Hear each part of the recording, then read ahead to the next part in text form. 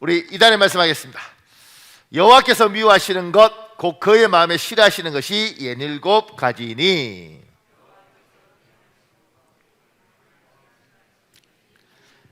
곧 교만한 눈과 거짓된 혀와 무지한 자의 피를 흘리는 손과 곧 교만한 눈과 거짓된 혀와 무지한 자의 피를 흘리는 손과 악한 계교를 꾀하는 마음과 빨리 악으로 달려가는 발과 악한 계교를 꾀하는 마음과 빨리 악으로 달려가는 발과 거짓을 말하는 망령된 증인과 및 형제 사이를 이간하는 자이니라. 거짓을 말하는 망령된 증인과 및 형제 사이를 이간하는 자입니다. 잠언 6장 16절에서 19절 말씀 잠언 6장 16절에서 19절 말씀. 우리의 기도하겠습니다.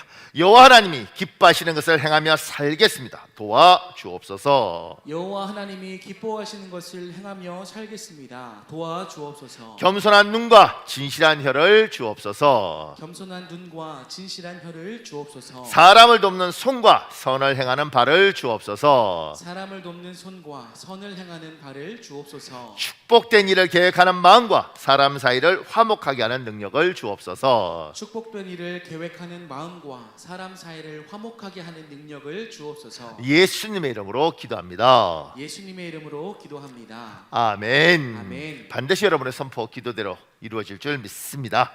고맙습니다. 우리 열심히 오늘도 예배했으면 좋겠습니다. 밑에 제가 이렇게 적었습니다. 주 기도문은 성경에서 두 군데 나타납니다. 마태복음 6장과 누가복음 11장입니다. 어떤 분은 주 기도문을 주기도 또는 주님의 기도라고 부릅니다. 주여, 요한이 자기 제자들에게 기도를 가르친 것 같이 우리에게도 가르쳐 주옵소서 라는 제자들의 요구에 예수님이 응답한 것입니다. 예수께서 이르시되 너희는 기도할 때 이렇게 하라. 오늘은 마태복음 6장 9절 하늘에 계신 우리 아버지를 살펴봄으로써 우리를 향한 하나님의 뜻을 깨닫는 시간을 가지겠습니다. 마태복음 6장 9절이 있습니다. 여러분 한 목소리로 읽겠습니다. 시작. 그러므로 너희는 이렇게 기도하라. 하늘에 계신 우리 아버지여, 이름이 거룩히 여김을 받으시오며. 주 기도문이라고 우리가 통칭하는 일반적으로 부르는 것이 있습니다. 성경에는 지금 마태복음과 누가복음에 등장합니다. 그런데 주 기도문은 우리가 보통은 사도신경으로 예배를 시작하고 주 기도문으로 예배를 마치죠. 근데 주 기도문이라는 것을 우리가 붙여서 그래서 이게 특별히 있는가 보다 이렇게 되는데, 그걸 우리가 좀 더 명확하게 하기 위해서 어떤 분들은 주기도 또는 주님의 기도 이렇게, 또 주님이 가르치신 기도 이렇게 이야기를 합니다. 그래서 어떤 교회, 제가 이제 참 인상이 남는 건 어떤 교회 가니까 이렇게 이야기하는 거죠. 오늘 이렇게 마태복음 6장 9절을 이렇게 읽는 거예요. 너희는 이렇게 기도하라. 목사님이 이렇게 하면 성도들이 그때 그 뒤에 거 하늘에 계신 우리 아버지요 이러면서 이제 같이 하는 걸 봤어요. 굉장히 인상 깊더라고요. 너희는 이렇게 기도하라. 하늘에 계신 우리 아버지요. 성도들이 다 하는 것. 그렇게 이렇게 굉장히 모범적인 기도를 이야기하는데, 오늘은 그 주기도문 중에 6장 9절에서 하늘에 계신 우리 아버지요 이 부분만 살펴보려고 합니다. 이 부분만 살펴도 시간이 때로는 빡빡하더라고요. 그 밑에요. 우리는 기도하는 사람들입니다. 다시요. 우리는 기도하는 사람들입니다. 이렇게 적었습니다. 세상 사람은 기도하는 사람도 있고 기도하지 않는 사람도 있습니다.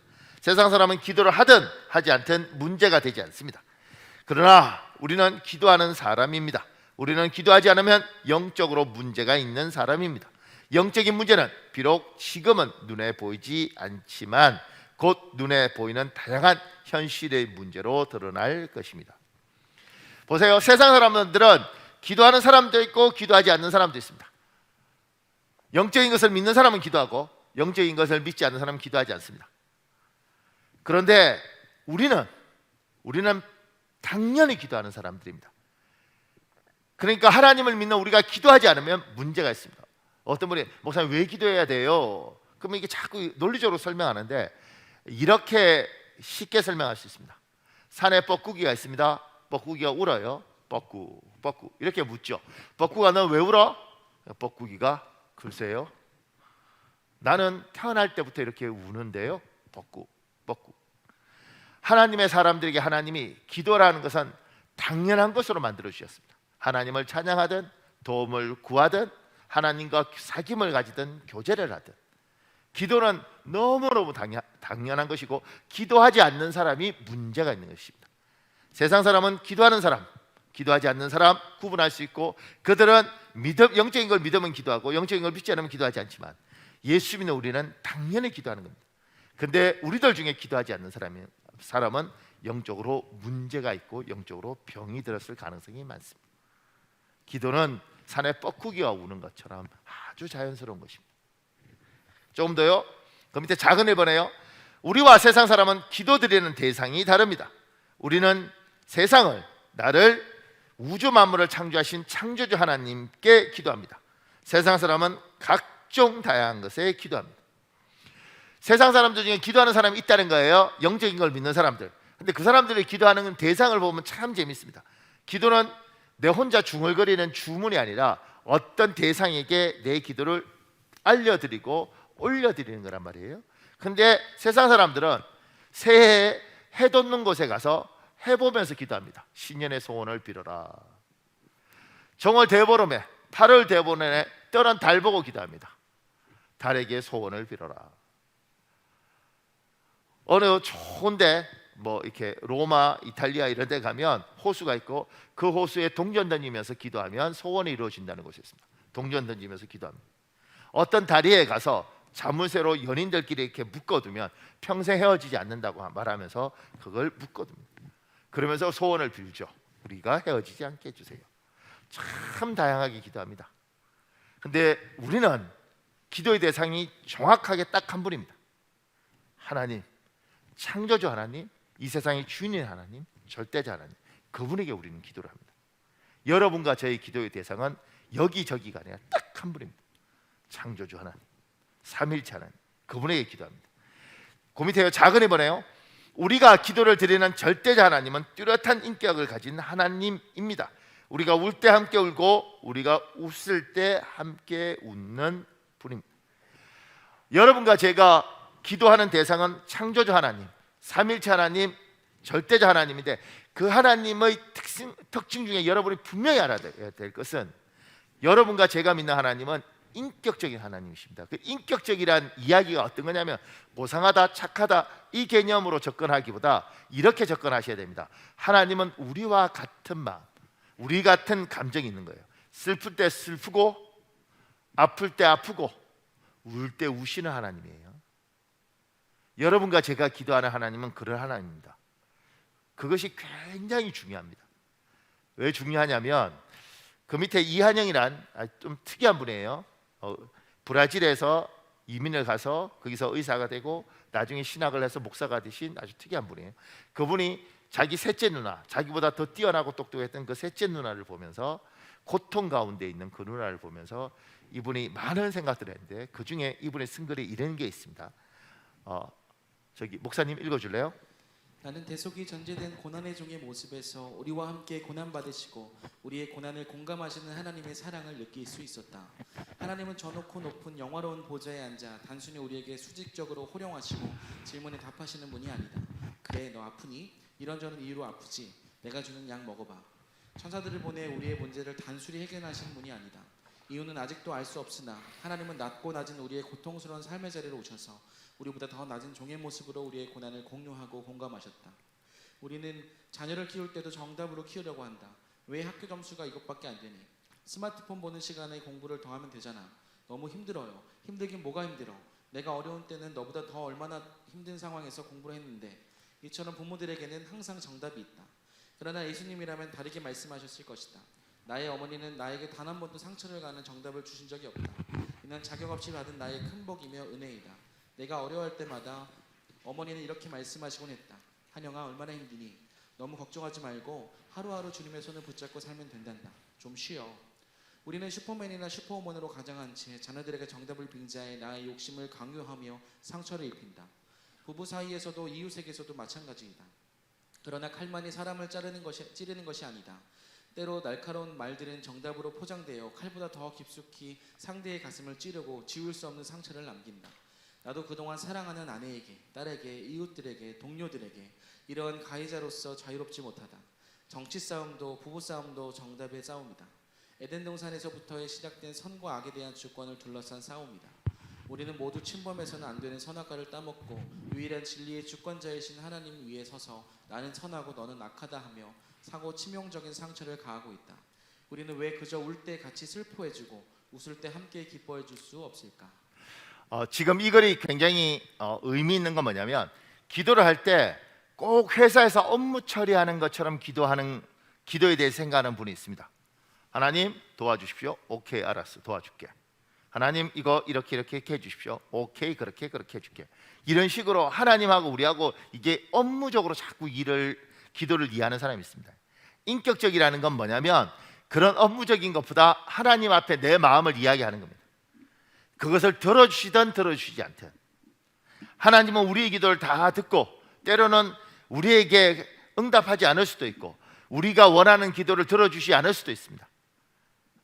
그분의 입장과 그분의 생각과 그분의 계획이 다르기 때문에 그렇습니다.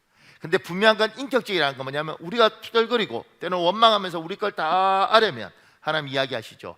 알겠다, 많이 힘들었구나, 네가 그걸 들어주길 원하는구나, 그래 이해했다. 들어주겠다고 이야기하시는 게 아니에요. 알겠다, 내가 다 알았으니까, 내가 다 들었으니까 알겠다. 그러니까 너무 염려하지 말아라. 그럼 우리는 해결해 주는 줄 알아요. 하나님 우리의 대학을 이렇게, 그럼 하나님이 알았다, 염려하지 마라. 그럼 우리가 합격하는 줄 알아요. 하나님은 책임져 주겠다고 이야기하신 것이고, 그 책임지는 방법이 무엇인지 어떤 건지 우리는 잘 몰라요. 우리 식으로 생각할 뿐이죠. 하나님이 우리 이야기를 다 할 때, 인격적이라는 건 그분은 우리 걸 다 받아주시는 거예요. 그래 알겠다, 그래 네가 원하는 게 그거구나, 그래 내가 이해했다. 이해했기 때문에 해주겠다는 게 아니에요. 이해했다, 그러니까 얘야 알겠다, 그래 너무 염려하지 마라. 그리고 내가 알았으니까 얘야 내가 네 마음을 다 이해하니까. 그러면 목사님 해줄 거예요, 안 해줄 거예요? 이렇게 이야기하셔서 한다 만다 이렇게 이야기하셔야지, 알겠다고 이야기하시면 그러면 그게 그냥 그건가요? 근데 하나님과 우리 사이에 기도하는 가운데 인격적인 하나님이란 건 우리의 마음과 우리의 것들을 다 들으시고 품으시는 거예요. 이해했다, 알겠다. 그리고 그냥 하는 게 아니라 공감하시는 거예요. 알겠다. 그럼 하나님 해주시는 거예요, 많은 거예요. 얘야 그건 내가 알아서 할 테니까 내가 너의 마음을 알겠다. 많이 힘들었다는 거 알았다, 어렵다는 거 알았다. 내가 알았으니까 얘야 너무 그러지 말아라. 내가 다 알아서 해줄게. 염려하지 마라. 제가 설교하면서도 드는 생각이 뭐냐면, 굉장히 좋은 말인데 어려울 수 있겠다. 우리는 이렇게 한 거죠. 하나님 이번에 이거 되는 겁니까, 안 되십니까? 우리의 합격하는 겁니까, 안 하는 겁니까? 하나님 이거 예스입니까, 노입니까? 우리 항상 이렇게 이야기하는데, 우리 하나님께서 그래 예스, 그래 그래 오케이 이렇게 이야기해 주면 우리 편할 거라고 생각하는데, 근데 우리 하나님은 이것보다 우선되는 게 뭐냐면, 우리 걸 이야기하면 인격적인 하나님은 우리의 이 기도가 때로는 말도 되지 않는 기도인 줄 아세요? 뭐 말도 되지 않는 기도를 하고 그래 이렇게 하시는 게 아니고, 그 기도의 중심을 보시는 거죠. 그래 네가 지금 고통스럽다고 이야기하는 거지, 알겠다니까. 많이 힘든다는 거 내가 안다, 알았다. 그러니까 결국은 내가 해결해 줄 텐데, 결국은 내가 가장 좋은 걸 줄 텐데, 지금 고통스러운 거 다 이해한다. 그리고 그 고통 시간 속에서 네가 시간을 보내야 된다는 거, 너무 억울하다는 것도 안다, 이해했다. 그런데 얘야 그 시간이 너에게 필요하다. 근데 그걸 설명하는 순간 우리는 분노합니다. 그걸 설명하는 순간 우리는 확 치밀어 오릅니다. 그 뭐 나보고 더 고통 속에 있으라고요? 논리적으로 설명할 수 없는 것들이 많고, 논리적으로 설명하기 굉장히 어려운 것, 앞뒤가 다 맞아도 정서적으로 받아들이기 어려운 것들이 많습니다. 그때 하나님 이야기하시는 거죠. 알았다, 알겠다. 그러니까 나 믿고 나 신뢰하고, 그러니까 얘가 좀 힘들더라도 그냥 갔으면 좋겠다. 내가 다 보고 있다고, 안다고. 그러니까 하나님은 우리의 이런 정서적인 걸 만지시고 그걸 이해하시고, 옳고 그름의 이전에 우리가 어떤 마음인지 아시는 거예요. 이분이 우리의 하나님이시고, 이분이 여러분이 기도하는 하나님이십니다. 이 하나님을 깊이 여러분이 이해해 가시길 우리 주 예수님 이름으로 축복합니다. 조금 더요. 그 밑에 하늘에 계신 우리 아버지요. 작은 일본에요. 하늘에 계신에서 하늘은 영적 하늘을 지칭합니다. 보통 하늘 하면 공간적 개념으로만 이해합니다. 하늘은 물리적 하늘, 우리가 스카이 이렇게 말하는 물리적 하늘과 영적 하늘, 헤븐이라고 하는 영적 하늘 두 가지가 있습니다. 세상 사람들은 한 가지 하늘만 알죠. 물리적 하늘, 스카이만 알지만 여러분과 저는 영적 하늘, 헤븐도 알고 있습니다. 그 밑에요. 구약의 선지자들은 영적 하늘에서 일어나는 일들을 보고 물리적 하늘 밑에 사는 우리에게 전달해주는 사람이었습니다. 신학적 표현으로 천상회의에 참관하는 선지자입니다.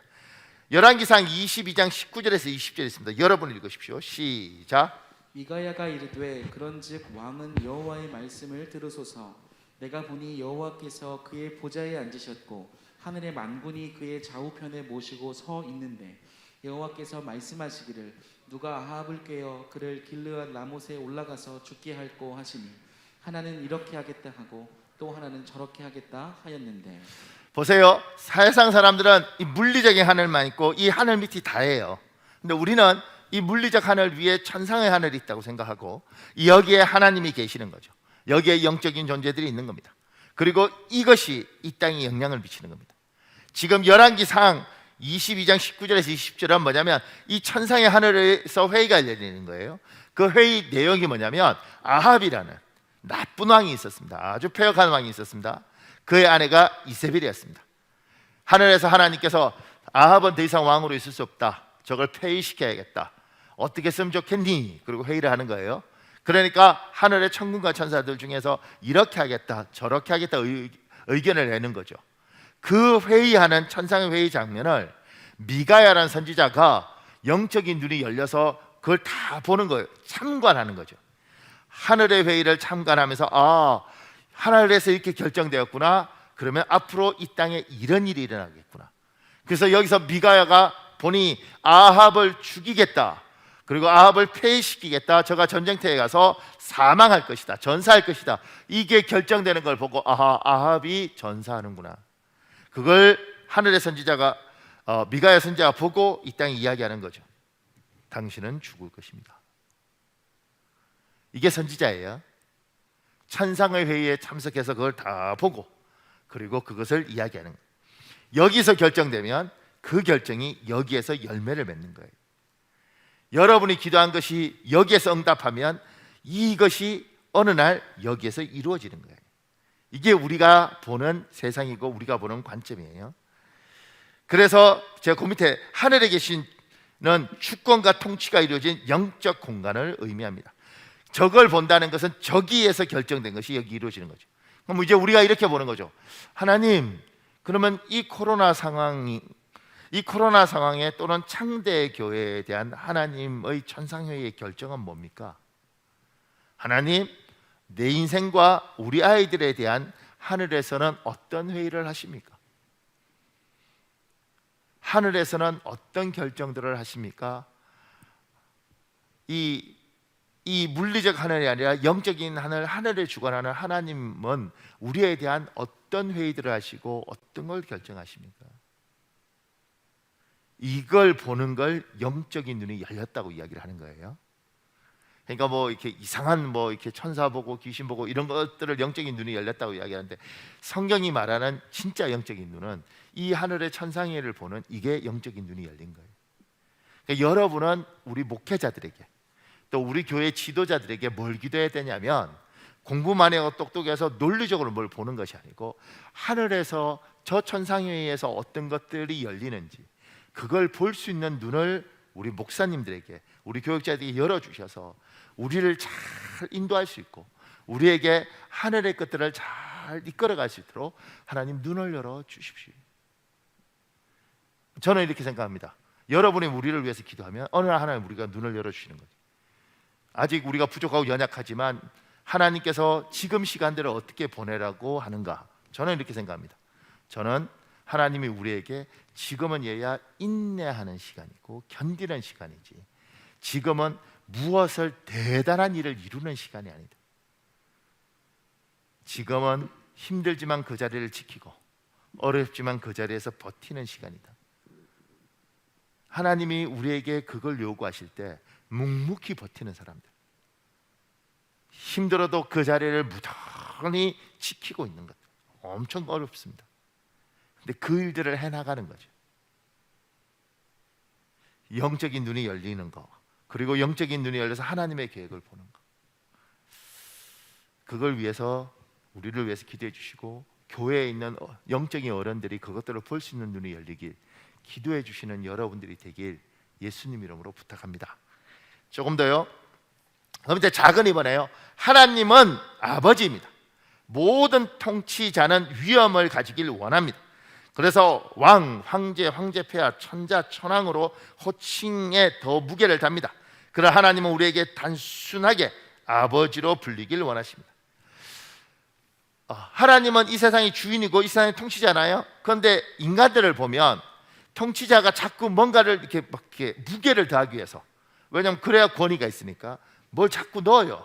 그래서 왕 이러면 왕은 한 나라의 임금이잖아요. 이거 갖고 안 되니까 제국으로 바꾸죠. 나라를. 제국은 여러 나라를 거느렸잖아요.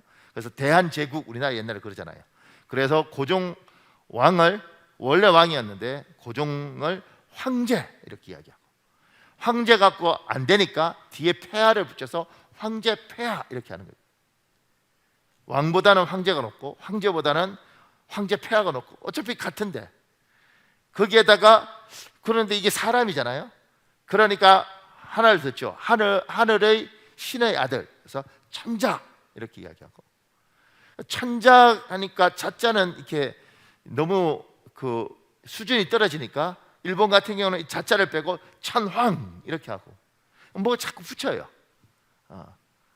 그래서 제가 밑에 재밌는 거를 가져온 건, 지금 현재 태국 국왕이 라마 10세입니다. 라마 10세. 라마 9세라는 푸미콘 굉장히 이렇게 뭐 위대한 왕이 얼마 전에 돌아가시고 그 아들이 왕이 됐는데, 그 왕이 공식 명칭이 이렇게 길더라고요.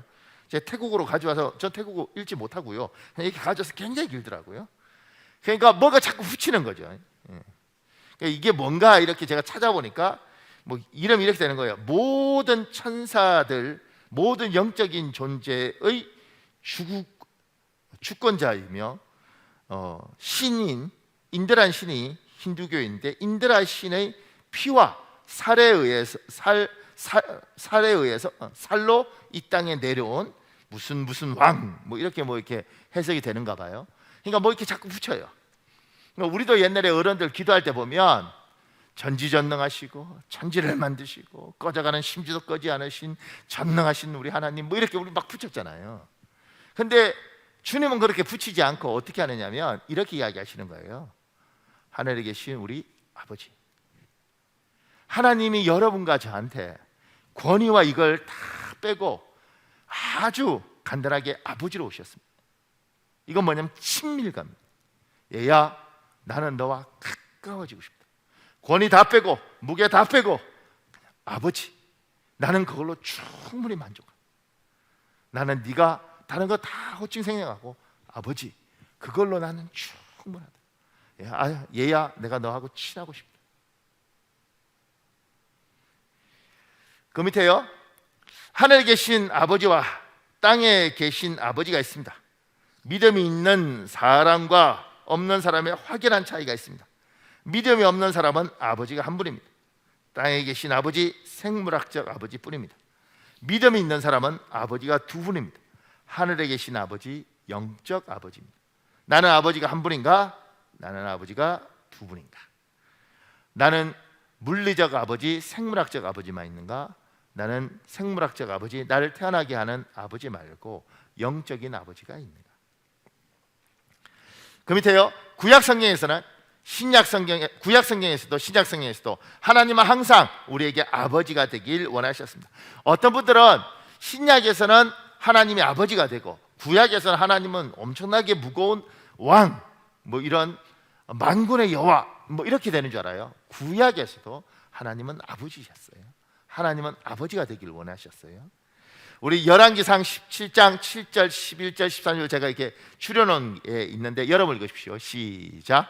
또한 내 종 다윗에게 이처럼 말하라. 내 생명의 연한이 차서 내가 조상들에게로 돌아가면 내가 내 뒤에 내 씨 곧 내 아들 중 하나를 세우고 나는 그의 아버지가 되고 그는 나의 아들이 되리니. 다윗에게 하나님 나타나셔 솔로몬에 대한 이야기를 할 때 뭐라고 이야기하냐면, 얘야 내가 솔로몬에게 아버지가 되고 솔로몬은 나에게 아들이 될 것이라고 이야기를 해요. 하나님이 아버지로 구약에서도 다가오시더라는 거예요. 만군의 여호와, 엄청난 하나님, 이게 아니라 얘야 내가 너 아버지다. 이사야 63장 16절도 있습니다. 여러분 읽으십시오. 시작. 주는 우리 아버지시라. 아브라함은 우리를 모르고 이스라엘은 우리를 인정하지 아니할지라도 여호와여 주는 우리의 아버지시라. 옛날부터 주의 이름을 우리의 구속자라 하셨거늘. 이사야도 말하죠. 주는 우리의 아버지시라. 하나님은 권위 다 빼고 무게 다 빼고 우리에게 오십니다. 누구를? 아버지를. 얘야 난 너와 친밀하고 싶다. 나는 너와 가깝고 싶다. 그렇게 하나님은 우리에게 오십니다. 구약 성경이든 신약 성경이든. 그런데 이제 신약에는 좀 특별한 게 하나 더 와요. 그 밑에요. 신약 성경에는 특별히 영접이라는 단어를 강조합니다. 요한복음 1장 12절 13절에 있습니다. 여러분 읽으십시오. 시작. 영접하는 자 곧 그 이름을 믿는 자들에게는 하나님의 자녀가 되는 권세를 주셨으니 이는 혈통으로나 육적으로나 사람의 뜻으로 나지 아니하고 오직 하나님께로부터 난 자들이니라. 하나님의 자녀가 되는 권세를 주셨으니 쉬운 성경은 하나님의 자녀가 되는 자격을 주었다, 이렇게. 하나님 자녀가 되는 거예요. 그런데 그 조건이 뭐냐면 영접하는 자, 그 이름을 믿는 자. 그 이름을 믿는다는 것을 그냥 믿으면 될 텐데 영접이란 말을 썼어요. 어떤 곳에는 성경을 이렇게 번역합니다. 그를 받아들인 사람들, 그를 맞아들인 사람들. 하나님의 자녀가 처음부터 되는 것이 아니라 어느 순간인가 하나님과 나와 만나는 거예요. 내가 그분을 받아들이고 내가 그분을 맞아들이고 내가 그분을 영접하는 거예요. 이것 이후에 하나님이 내 아버지가 되는 거예요. 그래서 보세요. 이동원의 한 분이 쓴 것 중에 이런 내용이 있습니다. 목사님, 하늘에 계신 우리 아버지여, 우리가 이 기도를 하는 순간 우리는 하나님의 임재 속으로 들어가 하나님의 보좌 앞에 서는 것입니다. 무디는 기도는 아버지와 더불어 함께 있는 것이다라고 말했는데 참으로 아름다운 정의입니다. 또 우리가 하늘에 계신 우리 아버지 하는 기도를 하는 순간 우리는 벌써 기도의 응답을 확신하고 있습니다. 그것은 어린아이가 아빠 하면서 무엇을 원할 때 어린아이 마음속에 줄 것이다 하는 확신을 가지고 있듯이 우리는 벌써 기도의 응답을 확신하고 있는 것입니다. 내가 하나님의 자녀로서 하늘에 계신 우리 아버지여 라고 부를 때 응답하신 하나님께 감사와 찬양과 영광을 돌려야 합니다. 그러나 여러분 가운데 혹 예수 그리스도가 마음에 없다면 이 하나님을 아버지라고 부를 수 없을 것입니다. 아니, 하나님 아버지라는 단어 자체가 생소할 것입니다. 저도 주님을 믿지 않고 교회만 다니던 처음 2년간 제일 이상한 것이 하나님 아버지라는 호칭이었습니다. 그러던 어느 날 그 예수 그리스도가 구주와 주님으로 내 마음속에 찾아오셨을 때 성령으로 내 영혼이 거듭나는 순간 나는 처음으로 무릎을 꿇고 밤새도록 하나님 아버지를 불렀습니다. 이분이 젊었을 때, 지금은 은퇴하셨잖아요. 나이가 많으셔서 젊었을 때 이 교회 성도들이 이렇게 말했습니다. 100년에 한 번 나올까 말까는 목사님이야. 그 100년에 한 번 나올까 말까 그 목사님도 하나님과 인격적으로 만나는 경험이 있었습니다. 그리고 그때부터 하나님을 아버지라고 부르게 된 거예요. 하나님이 너의 아버지야, 그러니까 아버지라고 불러야 돼. 그렇게 해서 불러지는 게 아니고, 교육은 그렇게 시킬 수 있는데 아버지라고 자연스럽게 나오는 게 아닌 거죠. 언제 나오느냐면 하나님과 인격적인 만남이 있고, 그리고 그 하나님께서 우리가 그 하나님을 영접하고 맞아들였을 때 그 하나님의 성령께서 우리에게 오시면 자연스럽게 아버지라고 부르게 되는 겁니다. 교육 시켜서 되는 것이 아니라 이건 거듭나면 되는 것입니다. 이걸 어떻게 설명하겠어요? 하나님을 믿으십시오. 하나님을 받아들이십시오. 성령을 체험하십시오. 그러면 됩니다. 이렇게, 이거는 경험해 본 사람만 알 수 있는 이야기입니다. 참 어떤 선전이 있더라고요. 참 좋은데 뭐라고 말로 표현할 수 없대. 그 선전이 참 와닿는 것은 너무너무 명확한데 이거는 말로 설명해갖고는 설명할 수 없는 거예요. 경험해보고 체험해보고 하나님이 어느 날 자연스럽게 하나님이 아버지지. 왜 저 사람들은 기도할 때마다 아버지라고 불러? 자기 아버지가 들으면 얼마나 기분 나쁘겠어. 그런데 어느 날 아버지라고 부르는구나. 세상에 이게 이렇게 자연스럽게 되는구나. 그래서 그 밑에요, 영접에 대한 이야기를 하다 보면 자연스럽게 성령 체험을 강조하게 됩니다. 그러니까 우리는 영적인 거잖아요. 그래서 신비한 게 있습니다. 말로 설명할 수 없는 것들이 있습니다. 영접에 대한 이야기를 하다 보면 자연스럽게 성령 체험을 강조해요. 성령을 체험하고 성령을 영접해 보면 하나님을 맞아들이는 것이 무엇인지, 하나님을 아버지라고 부르는 것이 무엇인지 확인하게 됩니다. 그 하이라는 탤런트가 있잖아요. 그 사람 글은 너무 명확하더라고요. 보세요, 목사님. 어려서부터 불교 신자로 알려졌는데 몇 년 전부터 교회를 다니기 시작하셨다고 들었습니다. 어떤 일들이 계기가 되었습니까? 엄마 따라 절에도 늘 다녔지만 미신에 심하게 매여 있었어요. 어느 정도 심했는가 하면 상가 다녀와서 소금을 안 뿌리거나 촬영 다녀오다 버스전복 사고를 본 날, 제게 워낙 측은지심이 많아서 특히 동정심이 강하게 생긴 날은 다 저를 따라오는 거예요. 양복 입은 사람, 여자아이, 형상 같은 온갖 귀신들이죠. 무슨 소리인가 하실 테지만 정말 그런 걸 느끼며 살았어요. 저 지방 촬영 가서 머리를 북쪽에 두면 잠 한숨도 못 자고 누군가 형체도 없는 것이 제 옆에 누워 있는 것 같고, 간신히 새벽에 잠들면 소복 입은 사람이 와서 누르고 있고, 결혼하기 전엔 너무 두려워 혼자서는 불을 끄고 잘 수 없을 정도였어요. 그렇게 두려움에 매여 있으니 행여 무슨 일을 당할까봐 기독교로 개종한다는 건 꿈도 꾸지 못했고요. 1993년에 크리스천인 남편과 결혼했지만 신혼 초기에 잠깐 교회 따라갔다가 제 딴에 어떤 상처를 받기도 해서 교회는 엄두도 못 냈어요. 그런 저를 남편은 무려 15년이나 기다려준 것입니다. 그리고 2008년이 되었는데요. 언니는 태권도 사범인 형부랑 미국 가서 기독교인이 되었고, 동생이 엄마 앞에서 나 이제부터 엄마가 아무리 반대해도 교회 갈 거야, 하나님 믿을 거야 하던 날, 결국 저도 결심할 수 있었어요. 나도 언젠가는 남편 따라 하나님을 믿을 거라는 생각이 한구석에 있었으면서도 두려움의 용기를 못 냈었는데, 하나님이 저에게 어떤 계시 같은 걸 보여주면 좋겠다 싶었는데 동생의 고백이 하나님의 사인으로 들렸던 거죠. 남편에게 고백했어요. 나도 이제 교회 나가겠다고. 그랬더니 얼마나 좋아하던지 캐나다에 계시는 매형 조한 목사님에게도 전화하고, 가수셨던 조한 목사님이 남편과 제게 늘 이러셨거든요. 외숙모는 믿으실 것이고 어느 누구보다 하나님께서 사랑하실 것이라는 건 아는데 그 시기에 빨리 왔으면 좋겠어. 그렇게 남편도 시댁도 강요하지 않고 그저 기도하며 기다려주신 것이죠. 너무 감사해요. 예수를 믿으니 삶이 어떻게 변하던가요? 교회는 그렇게 다짐한 그 주일에는 촬영이 있어 못 가고 수요예배 때 처음 갔는데 신기하게도 그날부터 지금까지 가위에 눌린 적이 없고 귀신 따위는 보이지도 않고요. 물론 교회 다니면서 잠들기 전 기도를 하게 되었죠. 하나님 아버지 저를 지켜주세요. 그럼 마음이 편안하고 든든해지거든요. 정말 이제 그 후로 가위 눌림이 완전히 사라졌어요. 믿음 생활을 시작하고 교회 다니기 시작한 날부터 그랬기 때문에 나를 강하게 끌어주셨다는 믿음이 크게 생긴 거죠. 기도 가운데 성령님을 체험하신 경험이 있다면 예수님을 믿고 눌림과 두려움이 사라졌으면서도 처음 얼마 동안 환경과 사람들 때문에 힘든 적이 있었어요. 우울증에 가까웠는데 여의도로 가는 길에 한강다리를 보면서 저기서 떨어지면 아플까 하는 생각까지 들더라고요. 그리고 집에 돌아왔는데 이렇게 감사한 일들과 축복이 많이 받았는데 내가 그런 생각을 했다는 자체가 무서웠어요. 화장대 앞에 앉아 바로 기도를 드렸어요. 기도를 드리다가 눈을 떠본 순간 제 눈빛이 아니라는 생각이 들었어요. 뭔가 변한 거죠. 순간 이런 음성이 들렸어요. 내 딸아, 나는 내 눈을 통해 너를 보고 있는데 너는 어디를 보고 있느냐. 깜짝 놀라고 몸에 전기가 오는 것처럼 떨리면서 침대에 쓰러졌는데 뜨거운 눈물이 마구 나는 거예요. 그동안 나를 힘들게 했던 장면이 필름처럼 지나가며 다 떨어져 나가는 것만 같았어요. 그때까지만 해도 하나님을 주님이라고만 불렀는데 그 다음부터는 아빠, 아버지라고 부르게 되었고요. 아주 사소한 것까지 아버지에게 기도하면 응답해 주시는 기쁨을 누리고 있답니다. 이제 더 기도해야죠. 더 깊이, 더 끊임없이. 지금 이런 성령 체험을 어디 쫓아다니면서 특별한 데 가서 그렇게 되는 것이 아니라 이렇게 예배하는 가운데 이렇게 일어나는 것들이, 기도하고 성경 말씀 읽는 가운데 일어나는 일들이 많이 있습니다. 그러니까 자연스럽게 성경 읽고 예배하면서 하나님, 나도 하나님을 아버지라고 부르고 싶습니다. 나도 하나님을 맞아드리고 싶습니다. 하나님 내 안에 오십시오. 나를 만나 주십시오. 하나님이 그 기도를 들으십니다.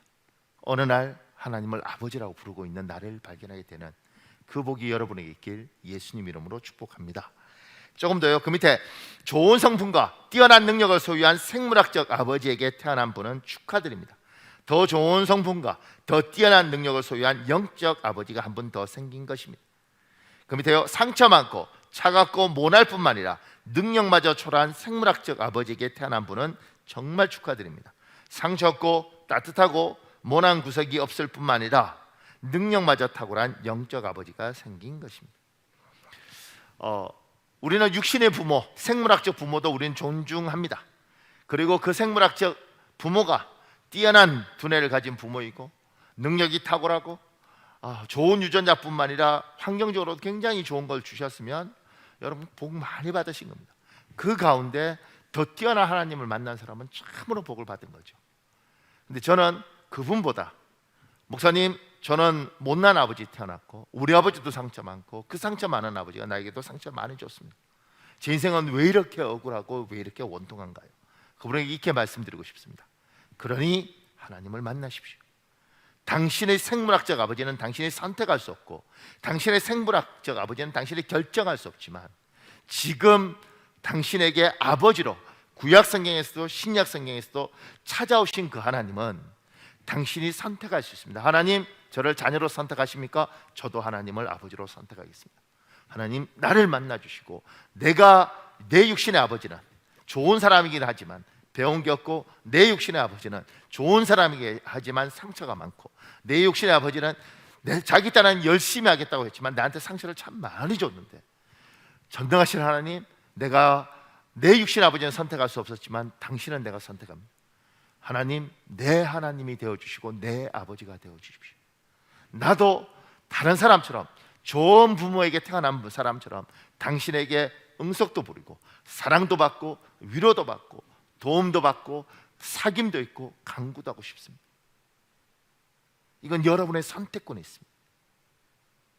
그 하나님이 여러분을 만나 주시겠다고 이야기할 때, 그분이 여러분에게 손을 내밀 때 그 손을 꼭 잡고 그 하나님을 만나시길 우리 주 예수님 이름으로 축복합니다. 조금 더요. 그 밑에 작은 3번에요. 우리 아버지입니다. 주기도문에 우리라는 단어가 6번 등장합니다. 어떤 분은 주기도문은 우리로 도배되어 있다고 표현합니다. 그 밑에요. 우리 하나님은 나의 아버지가 되어야 합니다. 그러나 하나님이 나의 아버지 차원에서 머물면 안 됩니다. 믿음이 개인적이고 이기적인 믿음이 됩니다. 그 밑에요. 성경적 기독교는 공동체성이 중요합니다. 함께입니다. 그래서 우리의 하나님입니다. 우리 아버지입니다. 여기에서 우리가 추상적이면 안 됩니다. 구체적이어야 합니다. 아주 구체적이어야 합니다. 신앙이 아쉬웠던 게 뭐냐면 조금 전에 영접 이야기를 했는데 한국교회에 하나님을 영접하십시오, 하나님을 만나십시오 그러면서 정말 하나님과 놀라운 경험한 사람들이 있습니다. 영적으로 강렬한 체험을 한 사람들이 많이 등장했습니다. 그리고 그들이 하나님을 나의 하나님 이렇게 했으면 참 좋을 텐데, 나의 아버지 이렇게만 했어도 참 좋았을 텐데 나만의 아버지가 됐습니다. 오직 나의 아버지가 됐습니다. 그러니까 다른 사람의 아버지가 아니고 내 아버지인 거예요. 개인적인 신앙, 오직 나만을 향한 신앙. 그러니까 딴 사람에게 이렇게 이야기해요. 하나님 날 사랑해. 그러니까 너 나한테 잘못했으니까 하나님이 반드시 너 복수할 거야. 너 큰일 났어. 하나님은 나만의 하나님, 나만을 사랑해. 그렇지 않아요. 우리 기독교는 이기적이고 개인적이고 그렇게 나만을 중요시하는 신앙이 아니라고요. 왜냐하면 우리의 하나님의 성품이 그게 아닙니다. 그러니까 하나님이 우리에게 오셔서 나의 하나님이 되실 뿐만 아니라 하나님이 이렇게 이야기하시는 거죠. 얘야, 나는 너에게도 하나님이지만 쟤에게도 하나님이란다. 그래서 하나님이 이렇게 이야기하는 거예요. 하늘에 계신 나의 아버지가 아니고 기도할 때 하늘에 계신 우리 아버지예요. 목사님, 기도는 골방에서 하나님과 은밀한 중에 하죠. 외식하면 안 되죠. 남들한테 자랑하는 거 아니죠. 그런데 하나님 우리에게 기도를 가르쳐 주실 때 이렇게 가르치셨습니다. 하늘에 계신 우리 아버지요. 나의 아버지뿐만 아니라 저 사람의 아버지예요. 굉장히 중요한 겁니다. 왜냐하면 우리 아버지가 추상적이면 안 되고요. 이렇게 돼요. 나의 아버지뿐만 아니라 내 남편의 아버지고 내 아내의 아버지인 거예요. 나의 아버지일 뿐만 아니라 지금 내가 정말 속상해하고 못마땅하는 내 아들의 아버지이고 내 딸의 아버지예요. 나의 아버지일 뿐만 아니라 나에게 그렇게 상처 많이 준 내 어머니의 아버지, 내 아버지의 아버지예요. 그러면 함부로 할 수 없습니다. 그러면 막 할 수 없습니다. 왜냐하면 이 사람의 아버지가 가슴 아파할 것이고 그 아버지가 내 아버지예요. 그래서 우리야 지금 아이들이 하나나 둘밖에 없어서 그렇지만 옛날처럼 7남매, 8남매 이렇게 있던 집안에 성숙한 아들은 형제들끼리 다투지 않고 싸우지 않습니다. 왜냐하면 내가 속이 상해도 우리끼리 분쟁이 있고 우리끼리 이간이 되고 우리끼리 투덜거리면 내 아버지가 아프기 때문에 그렇습니다. 이 아이의 아버지가 아픈 게 아니라 내 아버지가 아프고 우리 아버지가 아프기 때문에 그렇습니다. 이렇게 하는 순간 우리 엄마가 고통스럽기 때문에 그렇습니다. 그래서 우리라는 개념은 우리를 성숙시키고 우리라는 개념을 이해하는 사람은 깊이가 있는 신앙생활을 합니다. 우리의 신앙의 가슴 아픈 건 나만의 하나님이에요. 그렇지 않습니다. 우리 하나님입니다. 우리 하나님입니다. 그래서 그 밑에요, 우리의 다툼은 아버지의 슬픔입니다. 우리의 분쟁과 분열은 아버지의 아픔입니다. 그 밑에요, 아버지가 우리 아버지인 것을 알고 그 아버지를 사랑하면 전도할 수밖에 없고 선교할 수밖에 없습니다. 이 말이 뭐냐면 저 사람을 하나님 만나기를 원하시는데 저 사람이 하나님이 인정하지 않아서 그렇지 하나님이 저 사람에게도 아버지입니다. 내가 저 사람이 하나님 만나도록 해줘야 될 텐데. 그 밑에요, 아버지가 우리 아버지인 걸 알면 함께 기도할 수 있습니다. 그리고 개인보다 함께 모여 기도하는 것이 더욱 강력하다는 것도 깨닫게 됩니다.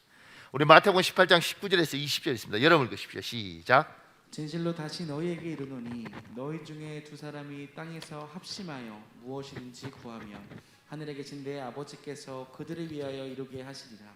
두세 사람이 내 이름으로 모이는 곳에는 나도 그들 중에 있느니라. 지금 우리가 이제 이렇게 비대면 예배로 드려야 되고 그 다음에 이제 각자 홀로 신앙생활 하는 쪽으로 지금 가고 있는데 그래도 뭐 이런 분들이 있어요. 왜 그러냐면 신앙의 기본의 훈련이 잘못되어 있기 때문에 그렇습니다. 우리 아버지라는 개념이 굉장히 중요한 건 뭐냐면 지금 여기에 두세 사람이 모여서 하나님 이름으로 모인 두 사람 기도할 때 하나님이 응답하신다 그러잖아요. 제가 이렇게 설명하고 싶더라고요. 10남매가 있는데 둘째가 서울에 살면서 이렇게 말하는 거죠. 시골에 농사 짓는 아버지한테, 아버지, 제가 이번에 보너스도 받고 아주 상황이 좋아서 그런데 아버지 이번에 꼭 힘드셔도 한번 올라오시면 제가 아버지 정말 잘 모시겠습니다. 아버지 꼭 한번 올라오십시오. 이렇게 둘째가 이야기했다고 칩시다. 근데 아버지가 이렇게 말한 거죠. 아들 너무너무 고마운데 이번에 농번기라서 너무 바쁘다. 그래서 내가 시간을 뺄 수 없다. 내가 다음에 갈게. 이해 가시죠? 그런데 10남매를 둔 사람이 10남매가 다 전국에 뿔뿔이 흩어져 있는 거예요. 근데 둘째 아들이 저런 거죠. 아버지 이번에 우리 10남매 다 모였습니다. 아버지 이번에 농번기고 농사고 중요한 게 아니고 아버지 오셔야 됩니다. 우리가 다 용돈 다 모아서 아버지 어머니 정말 우리 키운다고 고생하는데 우리가 정말 한번 행복하게 해드리겠습니다. 이번에 꼭 오셔야 됩니다. 농사 망치시더라도 오셔야 됩니다. 그러면 10남매 중에 둘째가 혼자 아버지 이랬을 때 아버지하고, 그래 너희가 형제가 그렇게 모이기 어렵고 전국에 흩어져 있는데 다 모였는데 내가 지금 농사가 중요하겠니? 아무리 힘들어도 내가 하루는 뺏어 갈게. 내가 얼굴 보러 가야지. 내 새끼들이 다 모였네. 함께라는 개념을 그렇게 한번 이해해 보십시오. 그래서 주일 예배에 모여서 기도하고 함께 부르짖어서 간구하고 때로는 대한민국 전체가 모여서 기도하고 이게 굉장히 소중한 겁니다. 두세 사람이 모인 곳에 그게 단순히 그것이 아니라 우리 하나님이기 때문에 그렇습니다. 오늘 하늘에 계신 우리 아버지요, 하나님의 영적 천상에서 모든 결정하는 그곳, 물리적 하늘이 아니라 영적 하늘, 그곳에서 이 주권자 하나님이 선택을 하십니다.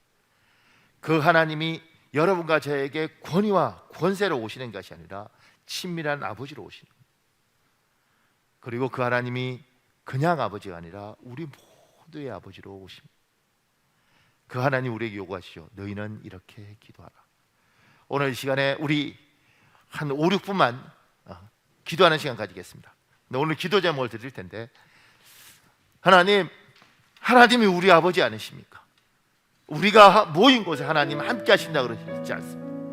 하나님, 우리가 모여 기도할 수 있도록 축복하시고, 하나님, 우리가 홀로 기도하는 것이 아니라 함께 기도할 수 있도록 축복하시고, 우리가 우리만 생각하는 것이 아니라, 우리가 나만 생각하는 것이 아니라 우리를 생각하면서 신앙생활 할 수 있는 사람들 되게 해달라고 이제는 주여 한번 간절히 부르시고 우리 기도하겠습니다. 주여, 주여,